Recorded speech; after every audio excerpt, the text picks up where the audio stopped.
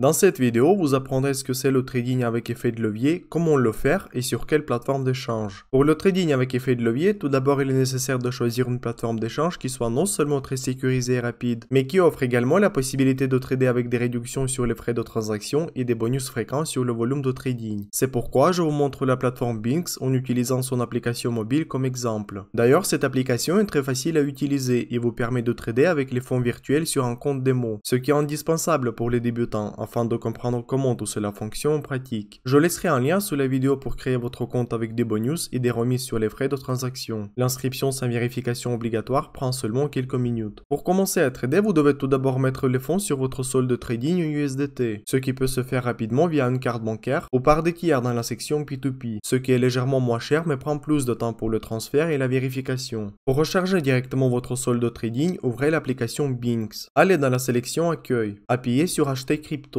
puis sélectionnez l'achat rapide via Visa ou Mastercard. Choisissez ce que vous souhaitez vendre, par exemple le dollar ou euro, et sélectionnez ce que vous voulez recevoir en retour. Généralement c'est USDT, les cryptos que nous utiliserons pour trader. La procédure d'achat ressemble à celle d'un paiement en ligne, simple et rapide. Une fois rechargé, vous devez transférer ces fonds sur le compte des futurs. Pour cela, allez dans la section Active et appuyez sur le bouton Transférer. Sélectionnez la quantité à transférer ou appuyez simplement sur Tout. Ensuite, avec un appui long sur le bouton Trading, un menu s'ouvre, où vous pouvez choisir entre Spot et Futur. Sélectionnez le Futur. En haut, vous verrez l'onglet USDT-M. C'est ce qu'il nous faut pour trader la crypto avec effet de levier. D'ailleurs, sur cette même plateforme d'échange, dans l'onglet des futurs standards, vous pouvez vous sentir comme un vrai trader de Wall Street, en tradant de l'or, du pétrole, du gaz, du blé, etc. Mais restons sur la crypto. Nous sommes maintenant dans l'onglet de trading, où j'expliquerai son fonctionnement. Tout d'abord, il faut mentionner que cette plateforme vous permet de vous entraîner sur un compte démo avec de l'argent virtuel, pour comprendre en pratique comment ça fonctionne et ensuite trader avec des vrais fonds. Vous pouvez toujours choisir entre le compte démo trading et le compte réel en appuyant ici et en sélectionnant démo trading. À côté se trouve la fonctionnalité de graphique, où vous pouvez voir la situation du marché en sélectionnant une période spécifique pour chaque bougie, 15 minutes, 1 heure, 4 heures, 1 jour, etc.